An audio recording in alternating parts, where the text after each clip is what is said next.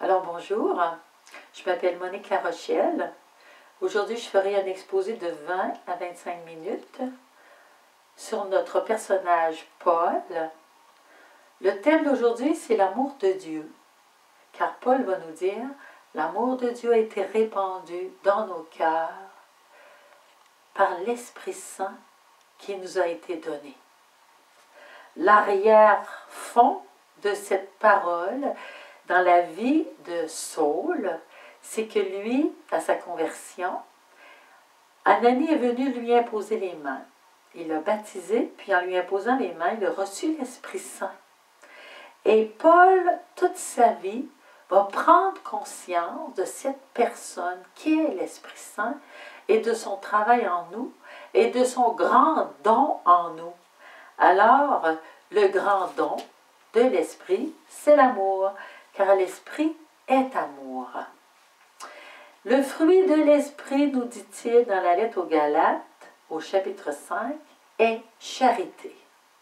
Si je veux savoir si je porte le fruit de l'Esprit Saint, je le sais par la charité que je vis, par mes actes, par mes paroles, par toute ma vie. Alors, Paul va nous dire ce discernement. Ma vie présente dans la chair, je la vis dans la foi au Fils de Dieu qui m'a aimé et s'est livré pour moi. Alors Paul, toujours habité par cet amour, va courir après le Christ Jésus pour lui ressembler. Alors il va comprendre qu'il doit porter le fruit de la charité. Saul fait aussi l'expérience qu'il doit lui-même aimer. Cet amour, il va nous la décrire comme un grand don. Il dit aux Corinthiens, aspirez au don supérieur.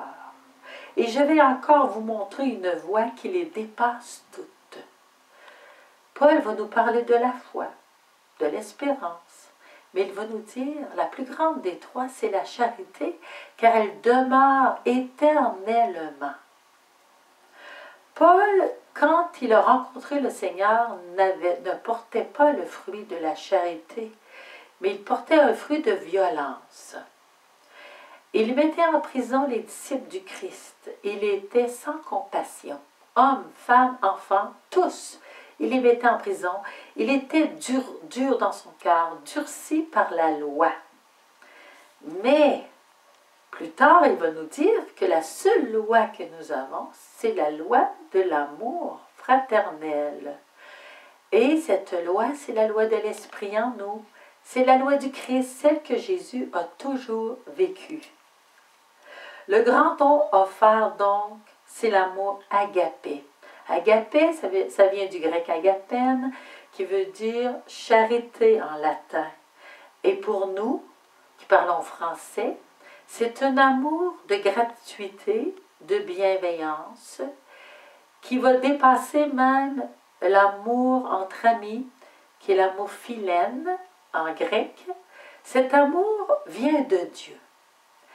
Les humains, on ne peut pas se le donner, et c'est pourquoi l'expérience de Paul de recevoir l'amour dans son cœur par l'effusion de l'Esprit Saint va le marquer et il va cheminer dans cette connaissance. Parce que le Seigneur va le préparer pendant près de 14 ans avant qu'il commence sa mission. Et il va aller chez les Galates, il va aller à Thessalonique, à Philippe, il va aller à Athènes, à Corinthe. Et c'est aux Corinthiens, donc après plusieurs années, qu'il va nous faire un hymne sur la charité qui est tout à fait extraordinaire. J'ai envie de vous le lire un petit peu. Quand je parlerai les langues des hommes et des anges, si je n'ai pas la charité, je ne suis plus qu'airain qui sonne ou cymbale qui retentit. C'est creux, c'est vide. Ça veut dire que Paul, à travers toute son expérience, a compris que la plénitude, c'est la charité. Quand j'aurai le don de prophétie et que je connaîtrai tous les mystères de Dieu, toute la science humaine ou divine, quand j'aurai la plénitude de la foi, Une fois transporté des montagnes, même une fois transporté des montagnes, si je n'ai pas la charité, je ne suis rien. Jésus a même dit que des personnes viendront le voir à la fin de leur vie et ils vont dire, on était de tes disciples, on était des tiens.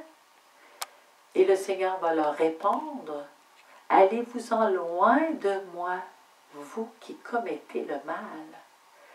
Parce que si je n'aime pas, je commets le mal.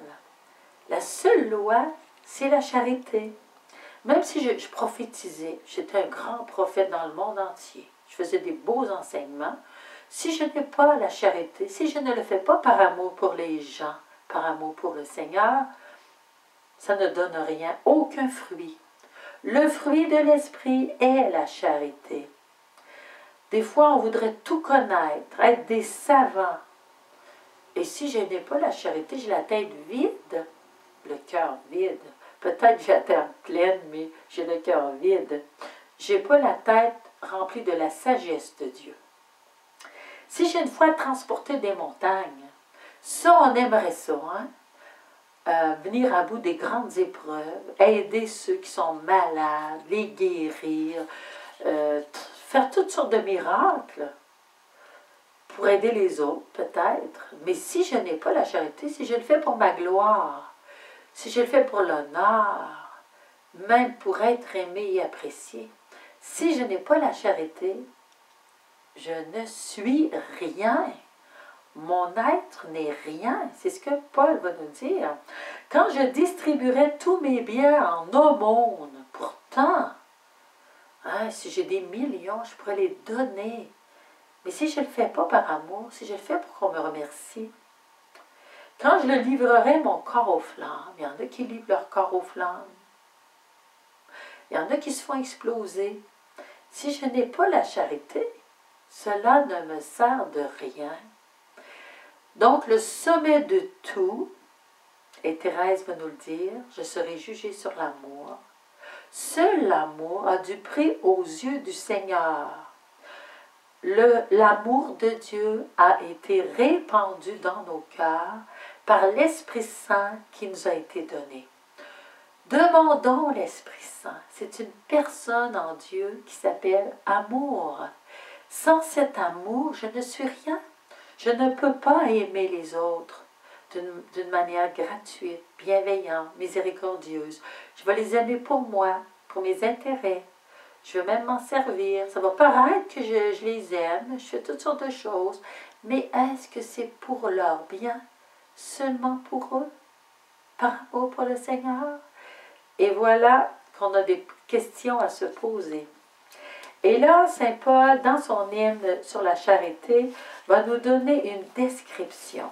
Il va nous dire, la charité est longanime. J'aime voir une corde longue, longue, longue, longue. Une corde de miséricorde. Est-ce que moi, je donne de la corde aux autres? J'aime bien recevoir par les autres et par le Seigneur. Mais est-ce que moi, j'en donne? Je leur donne du temps. Oh oui, prends ton temps. Oui, j'accepte de te pardonner. J'accepte que tu m'aies blessé, mais je te donne du temps. Je suis longanime parce que j'ai décidé d'aimer. La charité aussi, elle est serviable. On voit Jésus qui se met à genoux devant ses apôtres pour leur laver les pieds avant sa Pâque. Moi-même, un jour, quelqu'un priait avec moi, je vivais des choses difficiles. Et intérieurement, j'ai vu Jésus à genoux devant moi pour me laver les pieds. Et j'ai compris qu'il voulait purifier en moi ce qui n'était pas l'amour, la charité. Il me demandait la permission de me servir. Servir, c'est être capable aussi de se mettre à genoux devant les autres, de se faire petit, de rendre toutes sortes de services. Je peux rendre des services aux malades, personnes âgées, aux handicapés, aux enfants. Et je le fais pour leur bien. Je le fais pour que ces personnes soient heureuses. Le Seigneur Jésus va dire, je ne suis pas venu pour être servi, mais pour servir. Et vous aussi, faites de même. Ne dominez pas sur les autres. Soyez des serviteurs. Paul nous l'écrit parce qu'il a choisi de le vivre. Paul s'est fait tout à tous, afin d'en sauver à tout prix quelques-uns. La charité n'est pas envieuse. Combien de fois on voit l'envie et la jalousie dans les groupes, dans les familles? On est jaloux, puis on souhaite du mal aux autres, on souhaite des échecs. C'est méchant. Et pourtant, cette jalousie, elle vient de notre cœur blessé, souvent rejeté, mal aimé. Le Seigneur nous pardonne.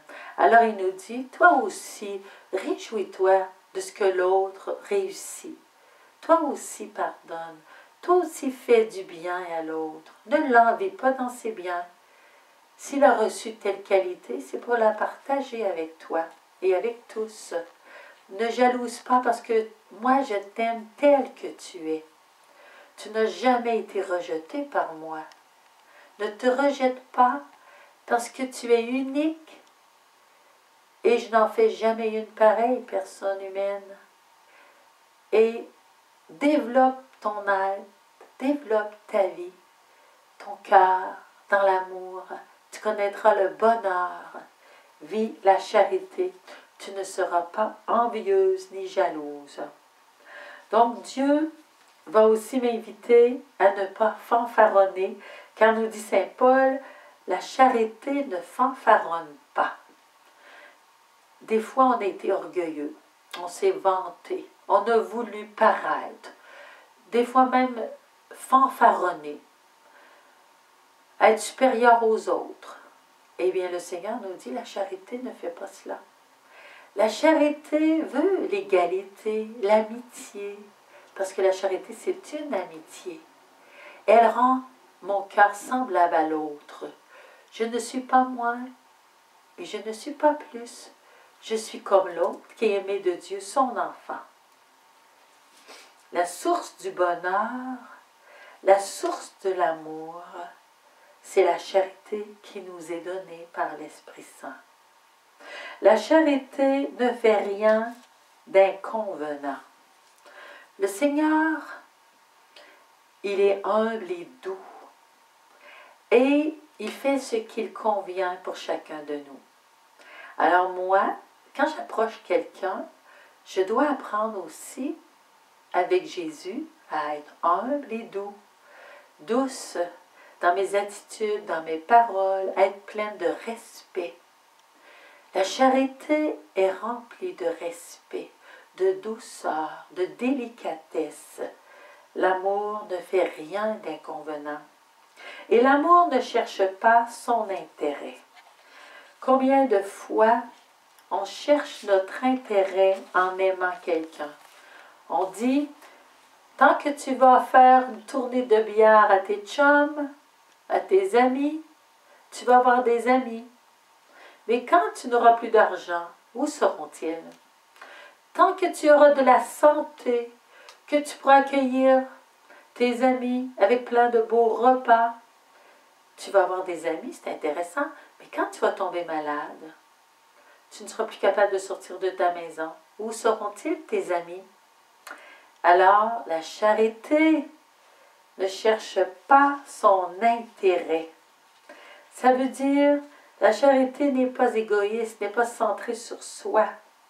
C'est un intérêt pour les autres. Et on va voir Paul toute sa vie chercher l'intérêt de toutes les églises. Il a le souci de toutes les églises qu'il a fondées et de toutes les personnes. Il va même nous dire, si quelqu'un se réjouit, je me réjouis, je suis dans la joie. Mais si quelqu'un pleure, je pleure avec lui. Paul est avec chacun. Et il va même dire, je vous aime comme une mère qui enfante son enfant. Je veux vous enfanter au Christ. Je veux vous présenter au Christ comme une épouse immaculée. C'est notre intérêt qu'il veut. Et c'est pourquoi des fois il va gronder fort. Il va disputer ces Corinthiens qui se chicanent et qui retournent dans la boue de leur ordure, qui retournent à l'inceste par exemple. Alors Paul cherche l'intérêt de ceux qu'il a évangélisés comme une mère, comme un père qui est bon et qui aime son enfant. Paul va nous dire « Béni soit le Dieu et Père de notre Seigneur Jésus-Christ, qui nous a bénis par toutes sortes de bénédictions spirituelles aux cieux dans le Christ. » Dieu veut que nous soyons en sa présence, saints et immaculés dans l'amour. Il veut que nous soyons des fils adoptifs pour lui par Jésus-Christ. Alors la charité en Dieu ne tient pas compte du mal. Voilà ce que Paul nous dit. Ne tient pas compte du mal. Dieu, quand il va nous trouver pécheurs. Et quand Paul fait le tour de ces églises, quand il commence à fonder les églises, quand il commence à parler de Jésus et de son salut, de sa miséricorde, il va trouver des personnes pécheurs, mais il va les aimer telles qu'elles sont. Il ne va pas s'irriter, se mettre en colère contre eux. Non, il va se faire tout à tous, car la charité ne s'irrite pas, la charité ne tient pas compte du mal. Et on va persécuter Paul. Dans les premières églises où il va aller avec Barnabé, en Turquie actuelle, il va être lapidé, rejeté, poursuivi. Toutes les fois qu'il ira dans une ville, et ses frères juifs vont mener ces campagnes de rejet, de persécution. Mais lui va en profiter pour aller un petit peu plus loin, aller parler de Jésus. Parce qu'il sait que faire connaître Jésus, c'est faire connaître le bonheur. Faire connaître Jésus, c'est le plus grand don qu'il peut faire à ses frères juifs et aux païens. Alors, il court sans cesse, sans tenir compte du mal. Paul ne se réjouit pas de l'injustice. Il va faire des remontrances à ses Corinthiens, Paul, parce que des fois, il va voir l'injustice entre eux. Spécialement au chapitre 11, quand certains Corinthiens qui ont de l'argent vont faire des gros repas, puis ils ne vont pas en partager avec les plus pauvres qui n'ont rien à manger. Ou bien certains Corinthiens vont dire aux riches, assis-toi sur ce fauteuil, puis toi le pauvre, assis-toi à mes pieds. Des injustices. Paul ne se réjouit pas de l'injustice parce que la charité ne se réjouit pas de l'injustice. La charité rend justice à chacun. La charité aime chacun et respecte chacun. La charité met sa joie dans la vérité. Paul va courir pour proclamer la vérité. Il ne se ménagera pas. Il va faire naufrage. Il va passer 3 jours dans l'abîme. Il va être traité comme le dernier de tous. Il dit, nous les apôtres, on a été mis devant les hommes comme si on était des agneaux pour l'abattoir. Mais, il sait que la vérité rend libre, que l'homme est fait pour la vérité, et lui, en rencontrant le Christ Jésus, le Fils de Dieu, il a rencontré la vérité. On se souvient que Jésus a dit, « Je suis la voie, la vérité et la vie ». Alors Paul veut donner ce message à ses frères juifs et aux païens pour que ceux-ci connaissent la vérité, le sens à leur vie. Combien de jeunes cherchent la vérité? Combien de gens sur la terre se demandent pourquoi est-ce que je vis? D'où est-ce que je viens? Où est-ce que je vais? Alors, quand on le sait, on doit le partager, même si ça coûte très cher. Alors Paul, ça lui coûte très cher. Il mène un dur combat pour annoncer la vérité qu'est le Christ. La charité excuse tout. Quand on vient nous dire « excuse-moi, je suis désolée », la charité excuse tout. La charité croit tout. Ça, c'est difficile, n'est-ce pas? Quelqu'un m'a blessé, quelqu'un m'a déjà menti. Est-ce que je vais le croire? La charité croit tout. Je vais au moins lui donner une deuxième chance. Je vais essayer de le faire vivre de nouveau dans la vérité et dans l'amour. La charité espère tout. J'espère que celui qui est devenu une locumène va se relever. Je vais lui annoncer Jésus, je vais en prendre soin, comme Mère Teresa a pris soin de ceux qui étaient abandonnés de tous. Comme celle qui est allée au Caire, cette religieuse qui a passé 50 ans au Caire pour les chiffonniers. Elle aussi, elle a cru en l'impossible et elle a fait lever des écoles. Elle a rendu possible qu'on soigne les malades. Elle leur a donné la dignité. La charité supporte tout.